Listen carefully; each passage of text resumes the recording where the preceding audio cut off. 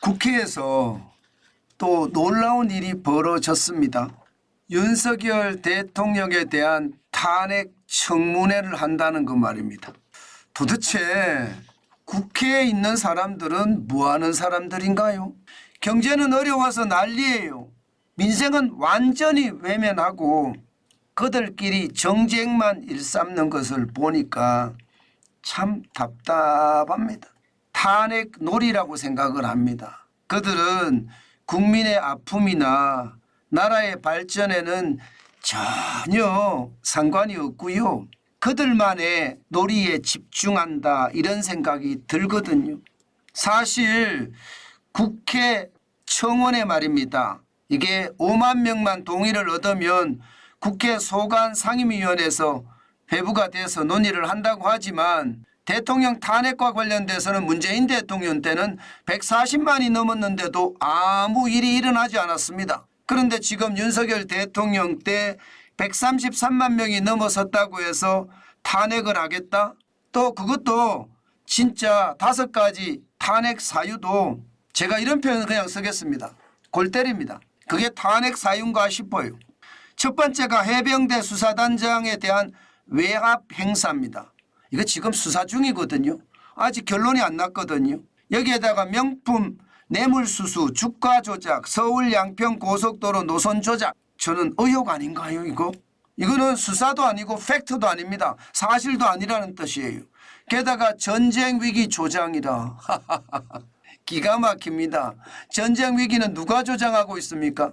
김정은이가 계속 말입니다. 미사일을 쏘죠. 오물풍선을 보내죠. 지금 누구에게 덮으시는 거예요? 이게 말이 안 된다고 생각합니다. 게다가 일본 강제징용 친일해법 강행. 무슨 친일해법을 강행하는 게 뭐예요 이게? 이게 의혹이에요? 아니면 사실이에요? 아니면 이것을 공무원을 면직시킬 수 있는 사유가 되는 거예요? 도대체 뭔지는 모르겠습니다. 여기에 후쿠시마 오염수 해양 투기 방조. 보기만 해도 기가 막히고 웃기고 코가 막힙니다. 이런 내용을 가지고 탄핵을 한다고 하니 결국 말입니다. 탄핵으로 갈 것 같지는 않거든요. 탄핵 가봤자 이게 헌법이나 법률을 제대로 위반한 게 있나 이런 생각이 듭니다. 그래서 제가 탄핵 놀이라고 이야기한 겁니다. 결국 대통령이나 여당을 망신주게 하자는 거잖아요. 압박하자는 거잖아요. 지금 국회가 이런 짓을 해서는 안 됩니다. 제가 오죽했으면 이런 짓이라고 할까요? 탄핵이 중요한 게 아니라 민생이 지금 녹아나고 있습니다.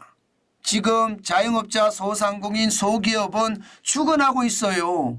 아니 거기에 대한 것 제대로 살피고 거기에 대한 정책, 법안 제대로 만들어내야 되는 게 국회 아닌가요? 왜 국회는 이 모양 이 꼴일까요? 많은 사람들이 국회만 생각하면 머리를 절레절레 흔드는 이유를 알겠습니다. 솔직히 창피하고 또 창피합니다. 그들 머릿속에는 죄송합니다. 이런 표현 쓰겠습니다. 천재라고요? 아니에요. 똥만 가득 찬 것 같습니다. 권력에 대한 어떤 집착, 그게 결국은 민생이고 국가고 딱 팽개치고 그들끼리 탄핵 놀이를 하는 것 안타깝기 거지없습니다. 실질을 중요시 여겨야지 그 나라가 발전을 하거든요. 이렇게 말입니다. 자기 권력을 갖기 위해서 자기 집단의 권력을 더 크게 갖기 위해서 이렇게 국가에 국민이 준 권력을 활용한다면 말입니다. 대한민국이 망할 날이 얼마 안 남았다고 생각합니다. 도대체 그들은 왜 이 모양 이 꼴일까요? 그들은 제대로 정신을 차리지 못하는 걸까요?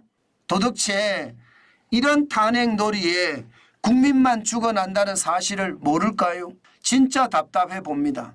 그 어느 때보다 답답합니다. 국가 지도자라는 사람들이 제대로 정신을 차려야 나라가 위기에서 빠져나올 수 있는데 그들은 배가 부르니까 민생의 위기는 뭐 생각도 안 합니다. 그만큼 말입니다. 그들은 그들만을 위해서 살고 있습니다. 제발 우리 국민들이 정신을 차려야 됩니다. 우리 국민들이 실리추구, 실사구실을 확실하게 실현해야 돼요. 합리적인 생각을 하고 객관적인 선택을 하는 것 말입니다. 저는 그것만큼 더 중요한 게 없다. 저는 그렇게 생각합니다.